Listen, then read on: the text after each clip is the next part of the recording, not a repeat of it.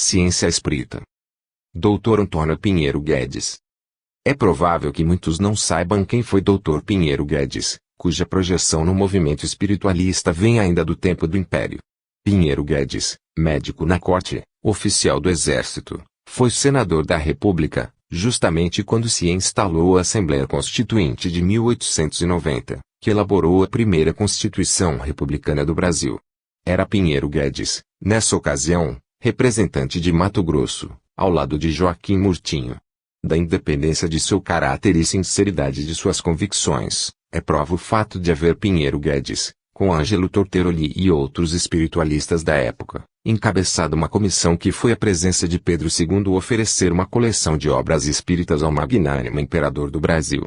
Ciência Espírita prova, de início, que a medicina se originou do espiritismo e demonstra a perfeita entrosagem entre o corpo, que o médico trata, e o espírito, que preside a formação desse corpo, desde a sua fase inicial.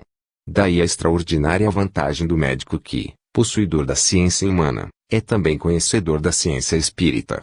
Nesta ordem de ideias, o Dr. Pinheiro Guedes é de uma clareza admirável, e se torna irresistivelmente fascinante quando explica, sob a luz da ciência espírita, os fenômenos comumente designados como histerismo, loucura e outros. Ciência espírita analisa e expõe a origem, a natureza e a evolução da alma, a criação das matérias, o papel de átomos e células, a formação dos seres, a força psíquica, etc. Uma série de temas interessantes, proporcionando novos e utilíssimos conhecimentos a todos, numa linguagem clara, simples e persuasiva, dirigida mais ao raciocínio do leitor do que às suas próprias crenças e sentimentos religiosos assim, vazado em linguagem acessível a qualquer curioso das relações entre a medicina, ciência materialista por excelência, e o espiritualismo. Ciência espírita é valiosa contribuição científica do estudo do espiritismo. Mais do que a clareza com que expõe suas ideias espiritualistas, impressiona o leitor destas páginas do médico brasileiro Pinheiro Guedes sua visão, talvez disséssemos melhor, sua intuição, ao tratar de assunto tão transcendente, em face de uma ciência materialista como a medicina. À medida que o leitor se vai assenhoreando dos fascinantes conhecimentos sobre a vida fora da matéria, segundo o raciocínio metódico e persuasivo do autor desta obra, desdobra-se aos seus olhos novo panorama, até então desconhecido. Sua oferenda aos mestres, que me ensinaram a conhecer o corpo, deixa entrever que o autor, há quase 100 anos atrás, confiava em que, mais cedo ou mais tarde, esta obra despertaria o interesse de estudiosos ou simples curiosos dos fatos e fenômenos da vida fora da matéria, tão extraordinária em sua fremente palpitação como na silenciosa manifestação dos seres e coisas. De que ele não se enganava, prova mais esta edição de Ciência Espírita, cujos editores merecem congratulações, não só pela divulgação que proporciona dos conhecimentos por ela prodigalizados, como pela justiça que praticam, retirando do ouvido páginas tão expressivas. Prefácio. O homem esclarecido tem por dever servir-se da palavra ou da pena para explanar a verdade. Quem isso pode fazer e não faz demonstra ser inimigo do progresso, da paz, da harmonia fraterna, e sua vida será improfícua, prejudicial à sua própria alma e à coletividade, pois criará em volta de si um ambiente de obsessão permanente, tornando-se, conforme Camilo dizia, um militante a mais no exército dos infelizes. A pesquisa da verdade leva o estudioso à certeza do que seja a vida na terra e no espaço, e a convicção do dever a cumprir neste mundo, para onde se vem certo de que só pelo trabalho, na luta pela vida, é que poderá o espírito aperfeiçoar-se, e que, portanto, ele não pode, nem deve, ser refratário ao trabalho nem à reforma de usos e costumes.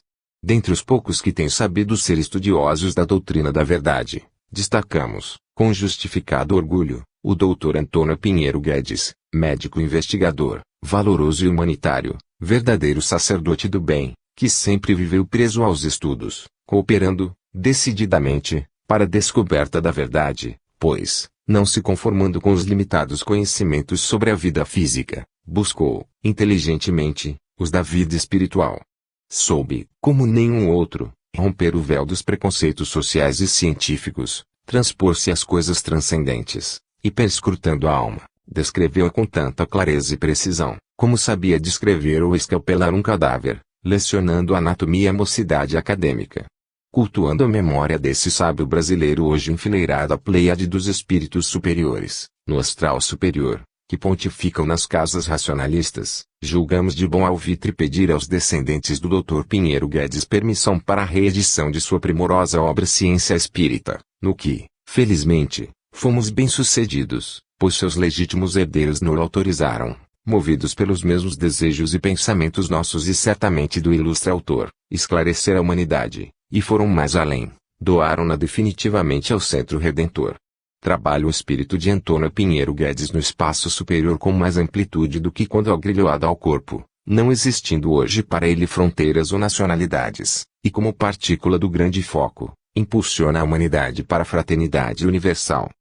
Não visamos lisonjear essa alma, mesmo porque sabemos de nenhuma valia os elogios, justos ou não, para a vida da eternidade, que exige a prática de boas ações e obras, enquanto na terra tudo é efêmeros, riquezas materiais e destaques pessoais são, por vezes, a ruína da vida espiritual, pois quer a fortuna monetária, quer a intelectual, são consequências de compromissos astrais assumidos, para deles se fazer bom uso na vida terrena.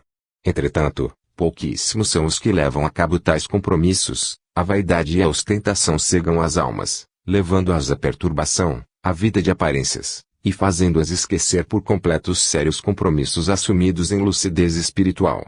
Contudo, é dever nosso falar claramente ao leitor, ao nos referirmos ao autor desta obra, para que de antemão fique sabedor de que foi no Brasil onde primeiro e melhor se escreveu sobre espiritismo, cabendo, portanto, ao nosso país, como já o vem afirmando o racionalismo cristão em suas obras, a glória da descoberta da verdade, tal qual a desejava transmitir à humanidade a grandiosa alma de Jesus. Pinheiro Guedes não foi um simples médico investigador, mas também um valoroso instrumento das forças superiores, às quais serviu docilmente pois se prestou, tanto quanto lhe foi possível, a ser o seu porta-voz entre a elite social e cientista, justamente para despertar aquele meio, o mais refratário à concepção da verdade, e não continuar a ser dito que o espiritismo é obra de nulos, analfabetos ou imbecis saídos da plebe. Da plebe, entretanto, saíram Jesus, Viriato, Joana d'Arc, Galileu, Edison e tantos outros luminares da humanidade, e nem por isso vemos menosprezadas as suas obras. Esta obra enriquecerá a biblioteca de doutos e simples estudiosos da vida fora da matéria, fazendo parte do racionalismo cristão, iluminará a estrada da vida dos que desejam viver e não vegetar neste mundo de misérias. Os editores. Dedicatória. A Faculdade de Medicina do Rio de Janeiro, homenagem do autor. A faculdade tendo aprendido a conhecer a alma, consignei-o nestas páginas, que trago como oferendas aos mestres, que me ensinaram a conhecer o corpo. Não é rica nem mesmo vistosa a oferta, mas é real e valiosa conquista, prêmio fecundo e galardão das lucubrações e pesquisas feitas no ignoto. Ao repositório e manancial das doutrinas hipocráticas, acorrem estas revelações, quais silfos alígeros, portadoras da suma das doutrinas pitagóricas. Et nunc ad posteros. Dr. Pinheiro Guedes. Ao leitor. A opinião pública, mal orientada até por cultores do espiritismo, parece convencida de que é mais uma seita religiosa, acrescida às que já existiam, vegetando como parasitas à sombra da frondosa árvore do cristianismo.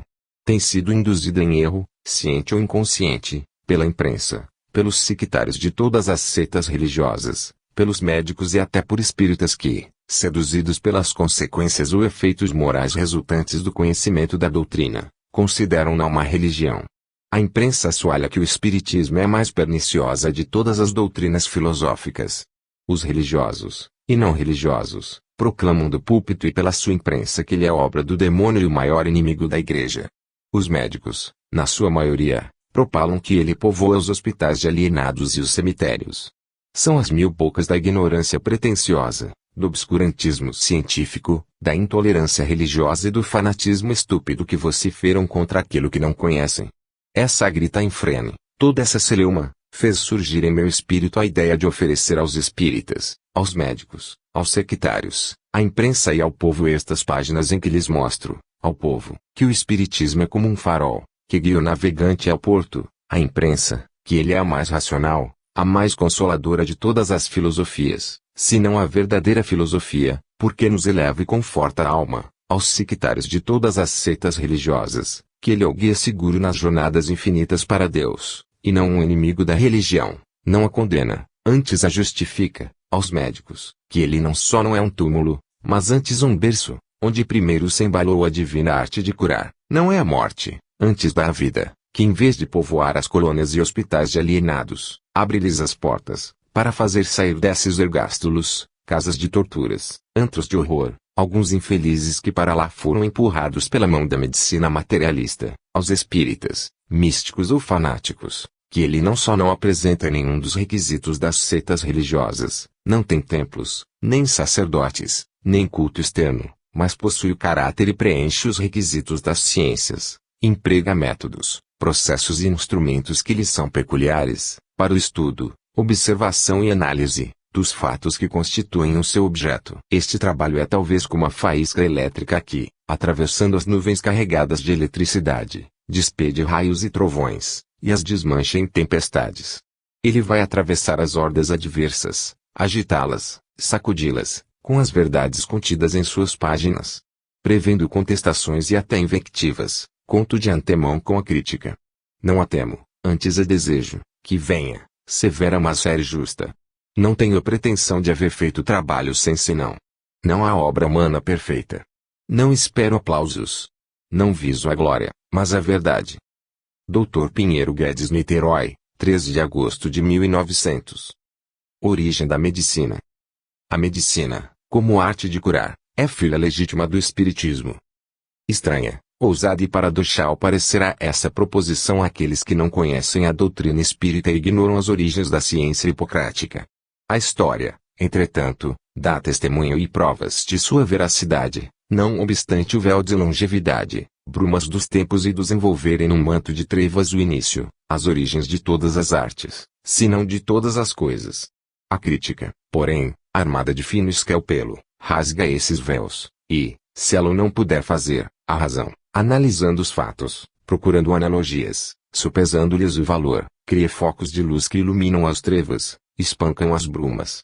Percorrendo os domínios da história, penetremos no território da mitologia, onde a imaginação, artista incomparável, cria lendas misteriosas, envolvendo a verdade em roupagens fantásticas, que a velam e escondem a olhos inexpertos. Aí, nessa região, onde a fantasia domina como rainha absoluta, vamos encontrar o berço da medicina, nos templos erguidos em honra de Esculápio, o criador da arte de curar, o deus da medicina. Os serventuários desses templos, seus sacerdotes, eram chamados Asclepíades, do nome de Esculápio, Asclepios, em grego, e assim também eram denominados os templos, onde os doentes iam pedir remédios para os seus males, e também, quando curados, vinham depor, em testemunho de gratidão, a descrição dos seus sofrimentos e a indicação dos remédios com que se curavam. Entre outros lugares, a ilha de Cos, pátria de Hipócrates, possui um desses templos. Foi aí, muito naturalmente, que o pai da medicina encontrou os materiais com que seu grande espírito construiu os alicerces da ciência médica. Não só em Cos, mas em Epidauro, Siracusa, Pérgamo, Esmirna e Atenas, mas também em Delfos, certamente, onde havia o mais célebre dos templos, cujo ofício divino, divinum est opus sedare dolorem, era a cura das moléstias. Foi Hipócrates buscar as primeiras noções da divina arte de curar. Se, em Cos e nas outras cidades onde havia Asclepions, templos de Esculápio, eram sacerdotes que oficiavam, discípulos ou descendentes de Esculápio, assim não era em Delfos, e isto é importante sob o nosso ponto de vista, é argumento-chave de Abóbada. Em Delfos, cujo templo era dedicado a Apolo, o oficiante era uma pitonisa. A pitonisa, sacerdotisa de Apolo, era uma mulher do povo, de condição humilde, obscura, sem instrução nem educação, virgem ou velha recolhida ao templo onde permanecia isolada, só proferia os oráculos em certos dias sentada na trípode, sob a qual havia uma abertura ou fenda no chão, de onde subiam vapores aromáticos, e assim mergulhada numa atmosfera de perfumes era tomada de fortíssima agitação, e então começava a falar, emitindo oráculos, ou respostas às interrogações que lhe eram dirigidas, ou sentenças, que eram religiosamente registradas e guardadas pelos sacerdotes ou serventuários do templo. A pitonisa é, portanto, um médium. Essa era a convicção dos sacerdotes e do povo, que acreditavam ser um espírito divino que lhes falava por intermédio daquela mulher. Assim pois, A medicina, como arte de curar, tem a sua origem nas revelações dos espíritos.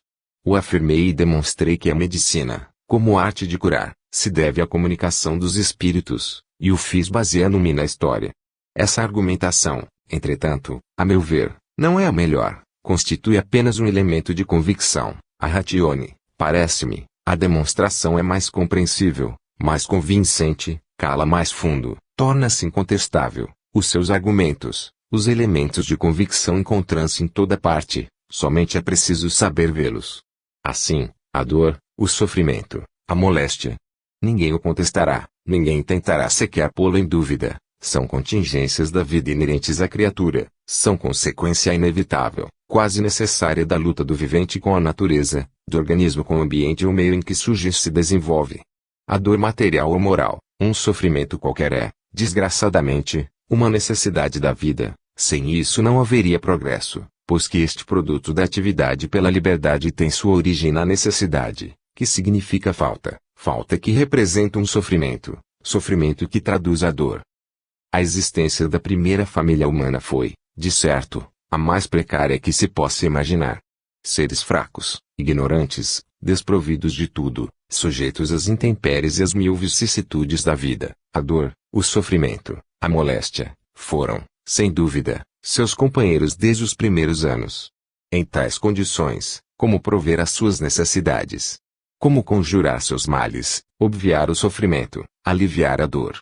A observação do que ainda se dá em nossos dias, dos fatos que ocorrem por toda parte, cotidianamente, responde a essas interrogações. Quando sentimos uma dor, levamos a mão ao sítio doloroso, instintiva, automaticamente, ou para afastar a causa ou para alívio. É por essa razão, indubitavelmente, que a mitologia dá ao pai ao mestre de Esculápio o nome de Chiron, nome derivado do vocabulário grego, que significa mão. O silvícola recorre ao pajé, que é o ser sacerdote, o intermediário entre ele e a divindade, aquele que fala com Tupã, de quem recebe ordens e bálsamos.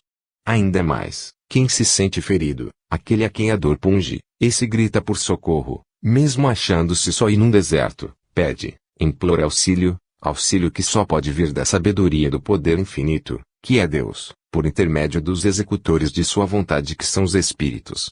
Deus, inteligência suprema, alma do universo, só age indiretamente, posto que esteja presente em toda parte.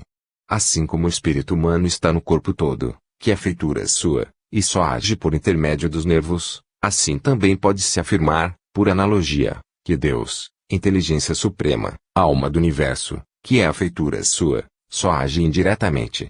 E pois, quer apelando para o auxílio divino direto, instintivamente, o que quer dizer por intuição ou sugestão, porque o instinto é faculdade intelectiva do espírito, quer recorrendo a um intermediário, o homem primitivo só achou recursos para debelar os seus males na intervenção direta ou indireta dos espíritos. E, portanto, a medicina, como arte de curar, é filha legítima do espiritismo. Espiritologia. O espiritismo é a ciência das ciências, ele as unifica em uma síntese admirável. O espiritismo é a ciência profunda, vasta, eclética, cujo estudo fornece conhecimentos, não só sobre o homem espiritual, mas também sobre o homem corpóreo, e ensinamentos de ordem moral e de ordem intelectual. Ele nos faz compreender melhor o mecanismo das funções, não só das psíquicas ou mentais, mas, também das orgânicas ou vitais, e as relações da alma com o corpo, cujas perturbações são causas predisponentes e até determinantes de estados mórbidos. O sono, quer o natural quer o provocado pela hipnose ou pelos anestésicos, assim como os sonhos e as alucinações, não podem ser explicados de modo compreensível, racional e satisfatoriamente pelos processos fisiológicos comuns e ordinários da escola organicista ou materialista. O sono é a supressão das funções de relação, é a suspensão da atividade psíquica, a quase cessação da vida animal. Durante o sono o corpo repousa e a alma descansa. Enquanto repousa, o corpo repara as suas perdas, refaz-se, e a alma retempera-se, aprestando-se para a luta, enquanto descansa. O sono, como a vigília, é um modo de ser do vivente, ambos afirmam a existência, em antítese, pois a vida é dupla, vegetativa ou orgânica, animal ou de relação. As escolas materialistas procuram explicar o sono, quer o natural quer o artificial, provocado mórbido, por uma espécie de paralisia do cérebro, devido à sua compressão, ora pela falta, ora pela superabundância de sangue. Incontestavelmente, tanto a anemia como a congestão acompanham ou se apresentam no sono, dado o sono natural, provocado mórbido. O aparelho cefálico se encontra num desses dois estados, mas indicar o estado ou a condição de um órgão ou aparelho, na realização de um fenômeno ou de uma função, explicar o seu mecanismo ou a maneira de se efetuar, não é determinar a sua causa, são fatos diferentes, não devem ser confundidos. A observação registra que a perda de sangue, em quantidade excessiva, e às vezes até de uma pequena porção traz como consequência o sono, o delíquio, a síncope ou a vertigem e mesmo a morte física. Ainda outras manobras provocam o sono, a inalação dos anestésicos, os passes magnéticos, a sugestão, o repouso e até o movimento, quando cadenciado, um canto monótono e a só ausência de luz, tudo isso, todas essas manobras são apenas condições para o sono, são, quando muito, causas predisponentes. A causa do sono, a única real, verdadeira, aquela que o determina e impõe, e a necessidade da suspensão da atividade psíquica, a supressão das funções de relação, a paralisação temporária da vida animal. O sono é para a vida animal o que a fome e a sede são para a vida orgânica. Pela fome e a sede o corpo reclama alimentos, pelo sono a alma pede alento. O sono é também uma necessidade psíquica. Os sonhos e as alucinações são fenômenos puramente psíquicos que não podem ser explicados fisiologicamente. Por isso as teorias, que a ciência materialista criou para os explicar, são falsas e até irrisórias. Por elas, os sonhos são produzidos por perturbações do aparelho digestivo. São o produto de uma atividade inconsciente. São o fruto da superexcitação de certos grupos de células cerebrais, quando outros centros estão em repouso, daí a sua incoerência. Não se lembram os criadores de tais teorias esdrúxulas de que há registrados sonhos autênticos, que foram verdadeiras profecias. Passa-se nos sonhos o mesmo fato que se dá no sonambulismo lúcido. A alma do magnetizado vê e ouve aquilo que se dá a centenas de léguas, lê no passado e no futuro. Fatos que o corroboram não faltam. Encontram-se nos livros religiosos e nos profanos, nos romances e nas páginas da história. As alucinações estão no mesmo caso, não podem ser explicadas fisiologicamente, porque nem são fenômenos psíquicos, mas fatos espiríticos. A pretensão da ciência materialista a explicá-las, é simplesmente ridícula. Não se pode aceitar, seriamente, como perversão dos sentidos, alucinação, audição de palavras, frases e dissertações em língua que o ouvinte não conhece, e que ele repete com dificuldade, ou ainda a audição de uma peça de música. Assim também a descrição exata da figura de um indivíduo, que o vidente nunca vira antes, falecido ou ausente, descrição minuciosa de seu porte, feições, atitudes e gestos habituais, o que revela a realidade e prova a identidade da pessoa, embora só ele visível. São numerosos os fatos desta natureza, registrados na literatura médica, na dramática e em outras. Portanto, as teorias inventadas pelos materialistas para explicar o como e o porquê dos sonhos e alucinações, são falsas, não passam de meras hipóteses, sem fundamento, sem as condições das científicas. Fenômenos puramente psíquicos e fatos espiríticos, como certas alucinações, verdadeiros casos de mediunidade, não obedecem a leis orgânicas. As nevroses, e, entre elas, principalmente, o sonambulismo, a catalepsia e a loucura, não têm explicação satisfatória e racional fora das teorias, princípios e leis provenientes do estudo dos fenômenos espiríticos.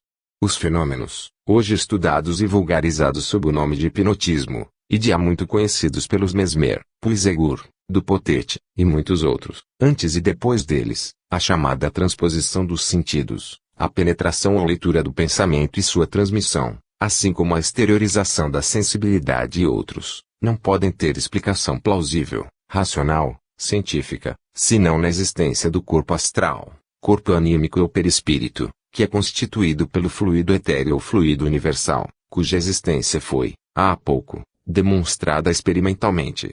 O espiritismo, portanto, é uma ciência profunda, vasta, eclética, cujo estudo é de suma utilidade. Tendo afirmado que o espiritismo é ciência vasta, profunda, eclética, cumpre-me demonstrá-lo, porque hoje não basta afirmar, é preciso provar, tornar a coisa evidente, palpável. O tempo do magister de Schmitt foi-se. Obediente ao método, Provarei primeiro que a ciência, demonstrando depois que é vasta, profunda, eclética, porque abrange o ciclo das evoluções que o espírito realiza desde o seu início, desde a sua origem. Vejamos, para isso, em que consiste o que se denomina ciência. A ciência é o conhecimento das coisas, dos fatos e dos fenômenos em si mesmos, em sua natureza e nas suas relações entre si com tudo que os cerca, o meio, o ambiente. Esse conhecimento só se obtém pelo estudo metódico, observação atenta e análise minuciosa. É, portanto, a ciência fruto de nossa inteligência, resultado de nosso trabalho. Ela visa um fim, satisfaz uma necessidade do nosso espírito. O espírito sente incessantemente necessidade de investigar, é ávido de conhecimento, quer luz, mais luz, sempre luz. O universo é infinito, a avidez de luz é insaciável, a matéria de estudo inesgotável. A ciência é um corpo de doutrinas, sintetizando todas as leis e princípios, deduzidos do estudo do universo. Ela é, pois, um conjunto de ciências. As ciências, portanto, são múltiplas e várias, tantas quanto são os objetos de estudo, todas visam o mesmo fim, mas cada uma tem o seu objeto, a matéria de que se ocupa, umas são concretas, outras abstratas. Assim, pois, não podem todas aplicar os mesmos métodos, mas cada qual reclama métodos, processos e aparelhos adequados à observação e análise da coisa, fato ou fenômeno, que é objeto do seu estudo. É o que se vê, o que se nota em todas as ciências até hoje constituídas. As matemáticas, a astronomia, a física, a química e as ciências biológicas, botânica, zoologia, antropologia e a moderna sociologia, todas têm a sua matéria de estudo, e servem-se de métodos, processos e aparelhos apropriados, de acordo com a natureza do seu objeto e segundo as necessidades do estudo. Preencherá o espiritismo esses requisitos, satisfará essas condições para merecer foros de ciência. O espiritismo tem por fim, esclarecer-nos sobre o outro mundo, sobre a vida além túmulo, provar a existência da alma, sua preexistência e sobrevivência ao corpo, satisfazendo assim uma necessidade iniludível da nossa alma, aspiração incessante de nosso eu. Ele estuda os fatos extraordinários, mas numerosos, numerosíssimos, que constituem uma ordem de fenômenos, até há pouco reputados sobrenaturais, e por isso relegados como inobserváveis, indignos de estudos, os quais, entretanto, convenientemente observados, provam a existência do espírito, esclarecem-nos sobre a vida além túmulo, pondo sob os nossos olhos maravilhados, estupefatos, um outro mundo. Os fatos que constituem o objeto do espiritismo, não são sobrenaturais, nem mesmo extraordinários, senão porque escapam à observação dos que não sabem vê-los. Eles são naturais, como tudo quanto existe no universo, são comuns, ordinários e até frequentes. Mas para os ver, os observar, aprender a notá-los e os reconhecer, quando e onde quer que se apresentem, era preciso descobrir o instrumento capaz de os registrar, tornando-os evidentes e palpáveis. Esse instrumento é o médium. Achado o instrumento, estudado em suas aptidões, começaram os fatos a ser observados, a princípio os espontâneos, mais tarde os provocados, no intuito de reconhecer a causa produtora de tais fenômenos. Como resultado dos estudos espiríticos, a imortalidade da alma é estatuída em princípio, perfeitamente determinado por provas irrefutáveis. A sucessão das existências ou multiplicidade de vidas corpóreas de uma individualidade consciente, o espírito humano, denominada reencarnação, constitui uma lei a que estão sujeitos todos os espíritos, e é condição essencial ao seu progresso. Assim, pois, o espiritismo visa um fim, estuda uma ordem de fatos, emprega métodos, processos e instrumentos exclusivamente seus, cria teorias, estatui princípios, estabelece leis, satisfaz assim e preenche todos os requisitos exigidos pelos foros científicos. O espiritismo é, portanto, sem a mínima dúvida, uma ciência. Ciência vasta, profunda, eclética, ele constrói a síntese da vida humana. Abrange o ciclo das evoluções do espírito, ab initio aeternum, do início ao infinito. Seus princípios, suas leis têm aplicação universal, são um fanal no meio das trevas que nos cercam, são um farol no mar tempestuoso da vida.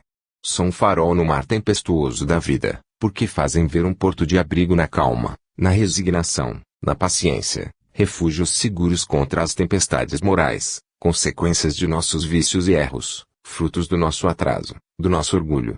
Sou um fanal no seio das trevas que nos cercam, porque desvendando o mistério de como se opera o nosso progresso intelectual e moral, pelo processo da reencarnação ou sucessão das vidas corpóreas, demonstrando a preexistência e sobrevivência da alma humana, rarefaz, adelgaça o véu que oculta à nossa vista uma série de vidas, cada qual menos luminosa, menos limpa de erros, faltas, vícios e crimes, o que nos faz compreender o porquê o mundo é uma escola, onde devemos aprender a amar o próximo como a nós mesmos, e como a reencarnação é uma necessidade, pois que a vida corpórea é um meio de reparação, aproximando um do outro, o ofendido e o ofensor ou reunindo em uma mesma família, sob o véu da matéria e graças ao esquecimento do passado, a vítima e o seu algoz.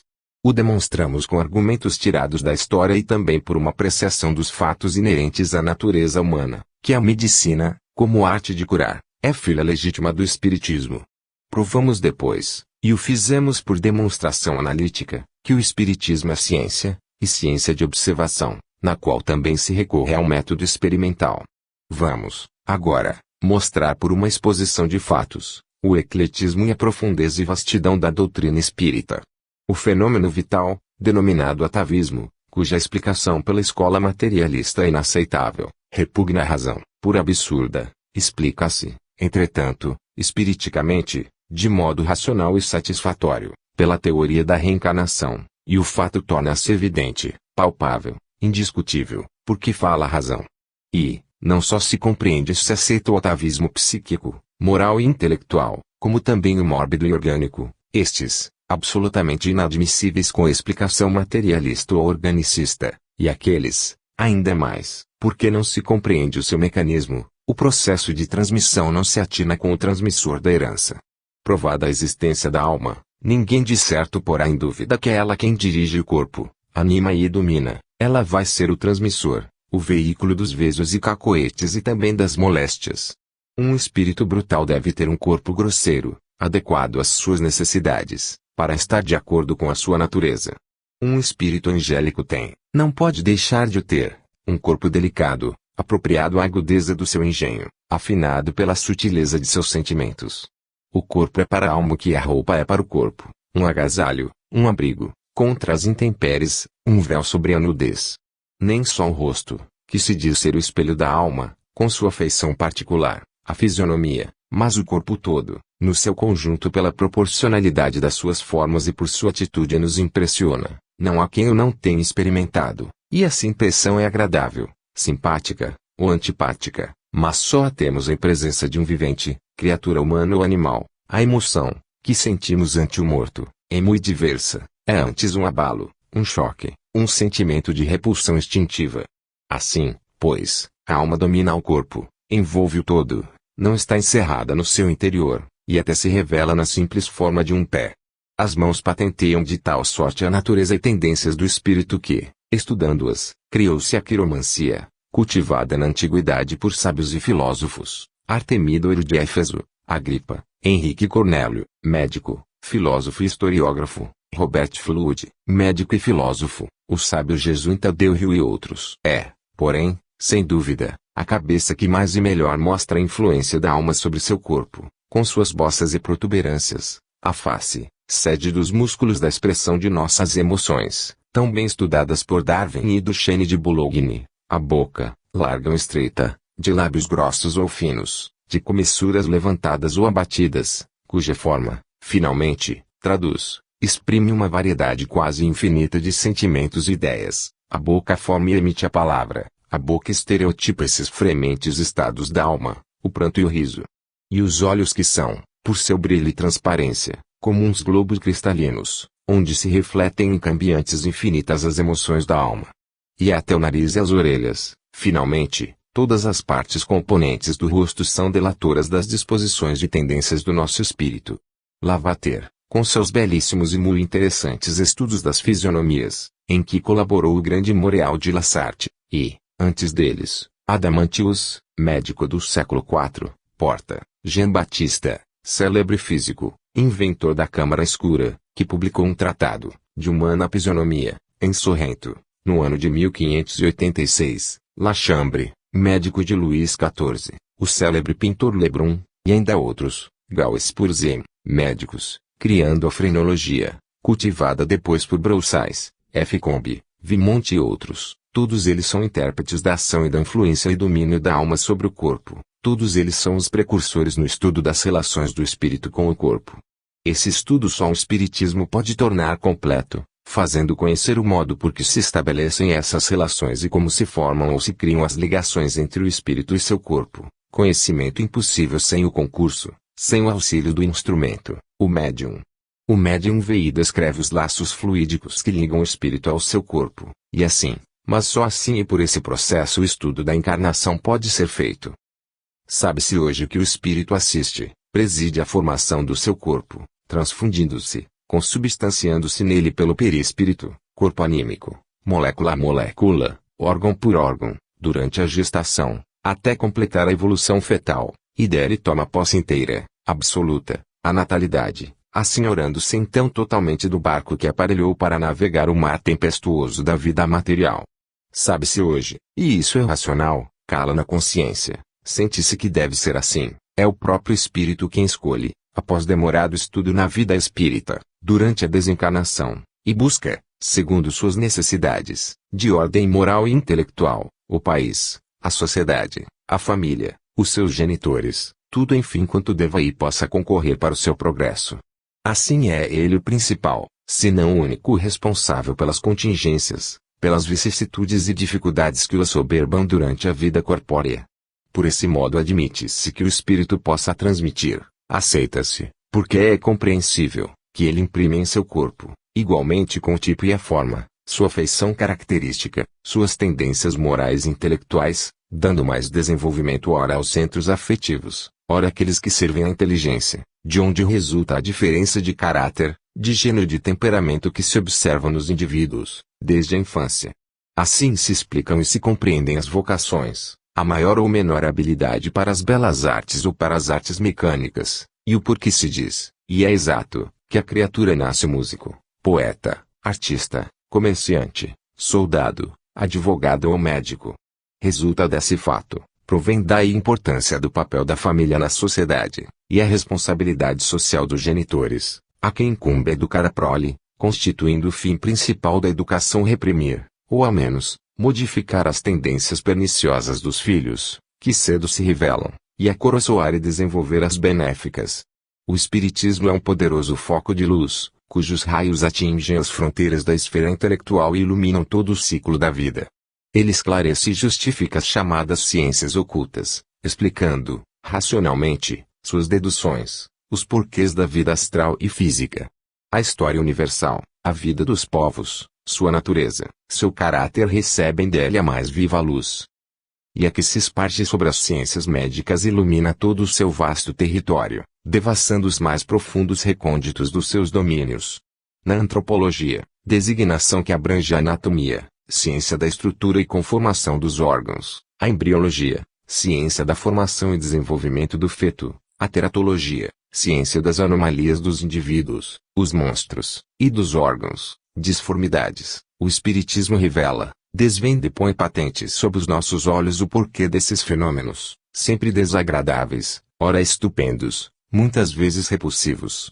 Ele nos faz ver e compreender o como e o porquê uma emoção perturba as funções do aparelho digestivo, que até certo ponto, isto é, no seu mecanismo íntimo, nos seus processos físico-químicos, são independentes da vontade, e as do aparelho circulatório, que também se efetuam fora desta alçada, e cujo centro, o coração, tem entretanto o seu ritmo perturbado, e pode imobilizar-se, determinando a extinção da vida física, ao embate de uma emoção violenta e brusca. Estas funções, como todas as que têm por fim nutrir, reparar, conservar os órgãos, e são por isso denominadas de vida vegetativa, se exercem e operam sob o influxo direto e imediato de uma inervação que lhes é peculiar, o sistema ganglionar, também chamado grande simpático, constituído por uma série de gânglios nervosos, reunião, grupo de células nervosas, ligados entre si por cordões igualmente nervosos, verdadeiro rosário, composto de 19 a 25 gânglios para cada lado, os padrenossos do rosário, que se encontra nas cavidades esplâncnicas, região cervical, caixa torácica e ventre, junto à coluna vertebral desde o atlas até o cóccix, circundando-a como um colar ou cadeia sem fim. posto que é autônomo na sua função peculiar, o nervo trisplânico, ou grande simpático, não só se acha separado do sistema cérebro-espinhal, mas vive sob sua influência, é seu subalterno, está ligado a ele pelos nervos aferentes, cordões nervosos que, partindo dos nervos cranianos e dos raquidianos ou espinhais, penetram, um por um, todos os gânglios do grande simpático, onde se originam os numerosíssimos filetes nervosos que, acompanhando os canais circulatórios, sanguíneos e linfáticos, envolvendo-os como a eira envolve um muro, e penetrando suas paredes, dirigem-se com eles a todos os órgãos e tecidos do corpo humano. Nestas condições, só indiretamente os órgãos e aparelhos da vida de nutrição recebem influxo do sistema nervoso cérebro-espinhal, adstrito à vida de relação, pelo que, para explicar a perturbação das funções digestivas e circulatórias, por traumatismo moral, sente-se, reconhece-se a necessidade de um outro agente, além dos nervos, capaz de fazer compreender os efeitos de uma ação indireta, remota e, posto que impalpável, tão enérgica, tão terrível que pode fulminar como o raio. Esse outro agente é o perispírito, corpo anímico, constituído de uma matéria etérea, parte do fluido universal selecionado e pertencente a cada esfera ou mundo, e por via do qual o espírito se incorpora, consubstancia-se órgão por órgão, molécula a molécula com o seu corpo, a cuja organização, a cuja constituição e feitura ele assiste e preside, semelhante ao pedreiro que amassa o barro, prepara a argamassa, escolhe e afeiçoa o material com que faz o muro e constrói o edifício. Ao embate de uma paixão violenta, o espírito se conturba, comove-se, o espírito se confrange, o perispírito se contrai necessariamente, mais ou menos conforme o choque é mais ou menos violento, inesperado e cruel. O perispírito contraindo-se diminui o seu influxo sobre a molécula material, sobre a célula orgânica, sobre o órgão, que por isso perde o calor, a energia, a atividade e até a vida. Assim, desse modo, compreende-se como uma emoção brusca e violenta pode, não só perturbar funções, que se não exercem sob o influxo dos nervos da vida de relação, mas até aniquilar o vivente. Eis como, com um pequeno raio de luz, o espiritismo ilumina, esclarece pontos obscuros, da anatomia, da fisiologia, da patogênese e da embriogenia, até hoje imperscrutados, e, sem essa luz, imperscrutáveis. O acaba de ver o leitor como a luz, que se irradia dos estudos espiríticos, penetra nos mais fundos recessos de ciências positivas, como são as antropológicas, fazendo achar solução racional para os intrincados problemas de fisiologia patológica e embriogenia. Supõe, talvez, que aí para a força iluminativa do farol, que é o espiritismo. Se assim pensa, engana-se, como vai ver, e para convencer-se do seu engano, basta uma digressão pelo campo da nosologia, onde se encontram, principalmente no terreno de teologia, um dos mais escabrosos, os mais difíceis problemas das ciências médicas. Aqui o auxílio da ciência espírita é inestimável, pelos recursos com que arma o médico para vencer as maiores dificuldades do diagnóstico, pelos esclarecimentos que lhe fornece para explicar a origem de certas moléstias, e também a resistência admirável do organismo às causas morbigênicas. Em geral, o indivíduo que é metódico, paciente e calmo, que segue uma norma de vida regular e não é atropelado pelo revolutear da sociedade, cuja atividade não é solicitada simultaneamente por uma multiplicidade de coisas as mais disparatadas, esse tal é sadio, tem a vida longa. As estatísticas da mortalidade pelas profissões são disso a melhor prova. Para eles se ingra em mar sereno e batel da vida. Aqueles, porém, cuja atividade é despertada e instigada, quase incessantemente, por mil objetos diferentes, que vivem contrariados sob a pressão de sentimentos deprimentes, esses são doentios, sua vida raramente é longa, são eles que concorrem com a maior cifra para o obituário.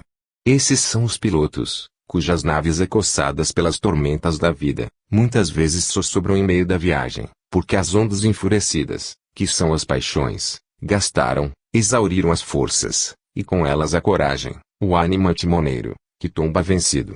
A maioria das enfermidades tem suas causas predisponentes no enfraquecimento do espírito, que por seu abatimento, por seu desânimo, não comunica, não transmite ao corpo a vitalidade que nasce da energia. A alegria é expansiva, ela vigora a circulação, aquece, dá calor ao corpo, anima e robustece o organismo, mantém a saúde, prolonga a vida. A tristeza, ao contrário, é reconcentrada, ela retarda a circulação, arrefece, tira calor ao corpo, Desanime e enfraquece o organismo, arruína a saúde, encurta a vida. Mas, como os extremos se tocam, e todo excesso é mau, se a deprimente tristeza é funesta a existência, alegria, quando excessiva, materializada, nada é racional, não é menos, pode até fulminar. São os proletários, para quem a vida é mais penosa, mais cheia de contrariedades, os que povoam os hospitais, eles, de cujos seios saem esses bravos, esses destemidos, esses heróicos pilotos, mártires do progresso, cujos nomes, entretanto, a história, rara vez, registra, eles que navegam em busca da verdade, afrontando as sirtes e cachopos do mar bravio que é a vida humana. Tendo mostrado e assim feito ver que as conturbações da alma, seu abatimento e desânimo, pelas inúmeras e perenes dificuldades que assoberbam-na, cotidianamente, são causas predisponentes às moléstias somáticas, pelo estado de languidez e falta de energia do organismo, para reagir sobre o circunfuso, e nesta designação estão incluídos todos os agentes capazes de modificar o organismo ou alterar a saúde e aniquilar o vivente, quer os de ordem material, quer os de ordem moral, os físicos e os sociais ou sociológicos passam a mostrar, tornar visível, palpável, aquilo que, entretanto, já de ser evidente, menos, porém, para os organicistas ou materialistas, isto é que as nevroses são moléstias da alma, devidas ao sofrimento do espírito, ou pura e simplesmente provocadas por espíritos.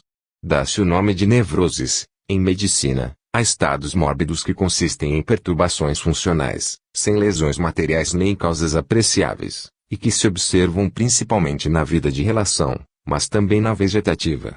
As nevroses com sede no aparelho digestivo, no circulatório e no respiratório, raramente são impulsivas, isto é, são capazes de dominar a vontade, a dispepsia, a asma e angor pectoris, aquelas, porém, que afetam a vida de relação, e são constituídas por alterações da motilidade, da sensibilidade ou da inteligência, perturbam, suspendem, alienam a vontade, subjugam a consciência, quase reduzem a criatura humana às condições do bruto, da fera. As primeiras têm por causa uma alteração de função, dependente ordinariamente de um vício dietésico, o herpetismo, a sífilis, a escrofulose, etc. As segundas, as que afetam a vida animal, não se filiam a causa alguma orgânica apreciável. Destas, umas, como a nostalgia e a hipocondria, são mera exteriorização de estados da alma, outras traduzem uma desordem nas relações da alma com seu corpo, como a catalepsia, outras, como a histeria, representam estados complexos, misto de desordens psíquicas e intervenção de uma vontade ou atividade estranha, invisível, um espírito traço. Outras finalmente, como a loucura na maioria dos casos, são fenômenos espiríticos, são fatos da vida espírita. O doente, neste caso, é simplesmente um médium de incorporação, um possesso, um obsedado.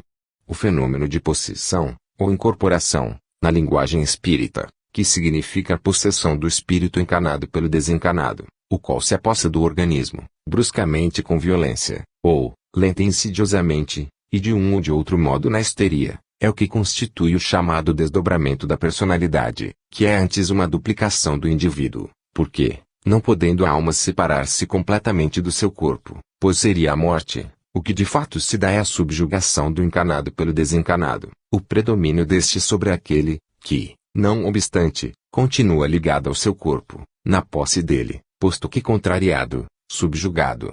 Isto é admissível, compreende-se, ao passo que o desdobramento da personalidade, como diz o organicista, materialista disfarçado, é inaceitável por absurdo. A unidade é indivisível, o homem é uno, a criatura é indivisa. A loucura é, na maioria dos casos, uma obsessão, às vezes, simples alucinação dos sentidos, outras vezes, desordem da inteligência ou perversão do senso moral, outras, depressão, quase aniquilamento das faculdades psíquicas, verdadeiro embrutecimento. São estados da alma, devidos à ação mais ou menos direta dos espíritos desencarnados ou mesmo encarnados, influindo sobre as criaturas de diversos modos, desde a simples sugestão, insistente, perene, tenaz, até a ação direta, enérgica, violenta, provocando os chamados ataques.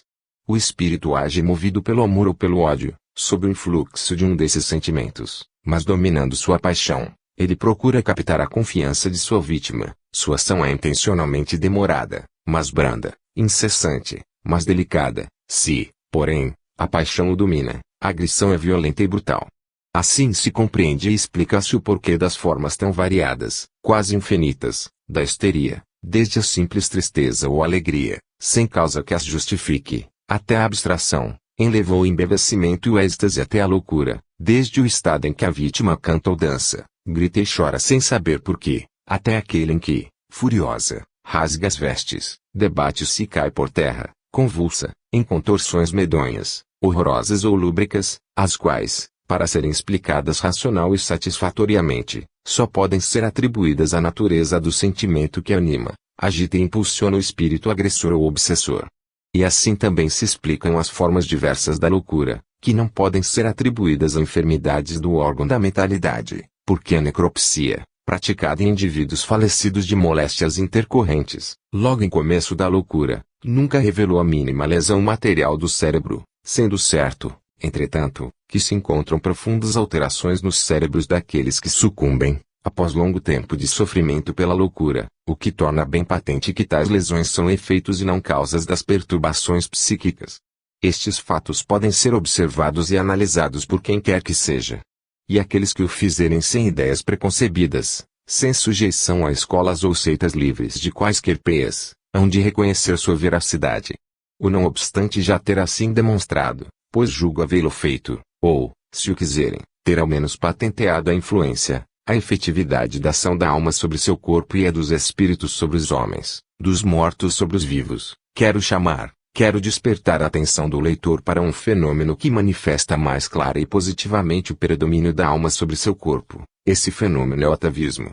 O atavismo é a prova evidente de que o espírito cria o seu organismo, preparando, afeiçoando, mais ou menos habilmente, os materiais, segundo suas necessidades, de acordo com o modo ou gênero de vida e condição social a satisfazer, durante a existência corpórea, influi, de certo inconscientemente, sobre o aspecto, sobre a forma ou certa aparência que, no estado de completo desenvolvimento, no estado adulto há de apresentar o seu corpo, ao qual imprime assim involuntariamente sem dúvida, por um processo que é o verdadeiro atavismo, um cunho, certas disposições que aparentam ou trazem a ideia de sexo diferente, um homem de formas e gostos feminis, uma mulher de aspecto e aptidões varonis, ou ainda, o que não é raro, o tipo de um animal e com ele os seus instintos, mais ou menos sopitados.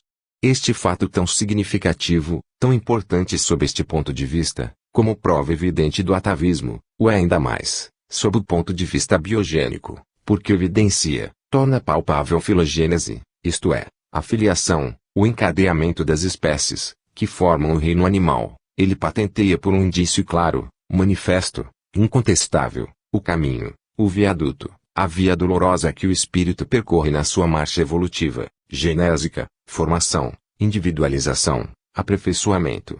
Esse fenômeno, o da conservação ou reprodução, não só de disposições e tendências afetivas, o caráter, gostos, inclinações e aptidões, mas até de certa afeição, atitudes e formas, é o que constitui o verdadeiro atavismo, é ele certamente o efeito, o resultado, o produto, não das causas fúteis que se lhe assinalam, mas de uma causa eficaz, lenta, mas incessante, a qual não pode ser outra senão a modalidade que o perispírito, corpo anímico, corpo astral dos ocultistas, conserva, guarda, retém da forma e do caráter adquiridos em vida anterior próxima ou remota. No processo de formação, individualização e aperfeiçoamento do espírito está a razão de ser dos reinos da natureza. Eles são os laboratórios, as oficinas onde se realiza o trabalho ingente e maravilhoso da alma humana. Cada um dos reinos consta de regiões diferentes, ocupadas por estados, as espécies, mais ou menos independentes, distintas, e ligadas hierarquicamente, filiadas, dos mais simples ao mais complexos. A hierarquia depende do número de oficinas. A mais ínfima contém uma única oficina, a mais elevada encerra todas, ocupando-se cada qual com um trabalho peculiar, cada uma executando o seu. As mais ínfimas, separadas e sucessivamente, cada qual por sua vez, uma após outra, a começar pela mais ínfima, até que, criadas todas e constituído o laboratório, passam a funcionar simultânea e sinergicamente, concorrendo todas e cada qual com o seu trabalho, convergindo os seus esforços para um mesmo fim, a criação.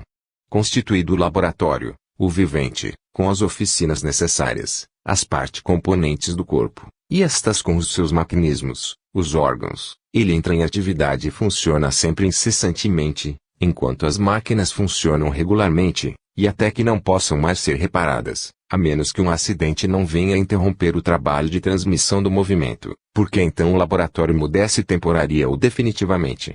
A reprodução, arremedo ou simulacro da estática, formas, atitude, feição, é uma espécie de memória física, retentividade de formas, a qual se pode ou antes, se deve considerar como transformação, ou melhor, vitalização da força de coesão, que é aquela que conserva, torna permanente a configuração dos corpos, é o atavismo orgânico, corpóreo. O mesmo fenômeno de ordem dinâmica, reprodução do caráter, aptidões e tendências afetivas intelectuais é o atavismo psíquico, ao qual se deve reputar como uma espécie de memória, não material, mas mecânica, e portanto ainda retentividade, que chamarei memória perispiritual, pois que é o corpo anímico que conserva as modalidades de existências passadas. O reflexo ou reprodução, em uma nova existência, de formas e de caráter, idênticas ou semelhantes às de uma existência anterior, próxima, dá ao homem caráter e formas feminis, e à mulher, caráter e formas varonis. Fenômeno idêntico se opera em relação à existência remota, e então o homem ou mulher apresenta no seu todo ou em certos traços fisionômicos, o tipo de um animal. Quer um, quer outro caso, são facilmente verificáveis. Nem isso é novidade, foi observação desse fato, notável, mas não extraordinário ou excepcional, que sugeriu a Aristóteles e Lavater a ideia de conhecer o caráter pelos traços fisionômicos do indivíduo. Eles acreditavam que as fisionomias, que apresentam certa parecença, tal ou qual semelhança com animais, denunciam inclinações análogas, tendências idênticas às desses animais. E a observação, sempre por toda parte, deu-lhes e continua a dar-lhes razão, convertendo uma simples presunção em utilíssima realidade. Origem, natureza, evolução da alma humana. O corpo é matéria, o espírito é força. Síntese genésica. A seriação é lei universal. Série de mundos, séries materiais, séries espirituais. Séries de corpos, séries de seres. Séries de fatos, séries de leis. Séries de vidas, tudo se liga por séries, é a variedade na unidade. Corpos e fenômenos, eis o que se nos depara no mundo. Os corpos são formados de matéria. Os fenômenos representam o movimento é produzido por uma força. A matéria afeta os nossos sentidos. A força se manifesta pelos seus efeitos. Os corpos têm forma, ocupam lugar no espaço, persistem. Os fenômenos não têm forma, não ocupam lugar, não permanecem. Ali, a forma, a duração, aqui, a modalidade, a sucessão. Os corpos são numerosos, mas limitados, gasosos, líquidos, sólidos. Os fenômenos são inumeráveis, variam ao infinito. O infinito, no espaço e no tempo, constitui o universo. O universo é o conjunto de todos os sistemas planetários. O sistema planetário é um grupo de mundos. Os mundos compõem-se de seres. Os seres são, uns, puramente materiais, inertes, denominados inorgânicos, outros, chamados orgânicos, não são puramente materiais, são constituídos de outro modo, são ativos, têm vida. Os seres inorgânicos não têm atividade própria, sofrem, sem reagir, a ação das forças que produzem os fenômenos materiais. Os seres orgânicos reagem contra as forças externas, têm atividade própria, produzem fenômenos que se denominam funções. As funções são materiais e espirituais. As funções materiais são apanágio de todos os seres organizados, as espirituais só se encontram nos animais. Os animais são seres organizados, cujo organismo produz todos os fenômenos materiais, e exerce todas as funções orgânicas, e ainda outras denominadas de relação. As funções de relação são o apanágio da animalidade, são funções sociais, puramente espirituais, umas, as de ordem moral, que são sempre conscientes, outras, as de ordem sensual, carnal, fisiológica, que são puramente animais, as quais são instintivas, inconscientes. As primeiras, as de ordem moral, puramente espirituais, são o apanágio da criatura humana. O homem é, portanto, um microcosmo, matéria e força, corpo e funções. A matéria, de que se forma o corpo do vivente, não tem a mesma aparência, o mesmo aspecto, nem a mesma composição da que constitui os corpos brutos, sendo, não obstante, formada dos mesmos elementos. É uma matéria nova, matéria orgânica, matéria vitalizada, criada para formar órgãos. As forças que operam no corpo organizado, já não são as forças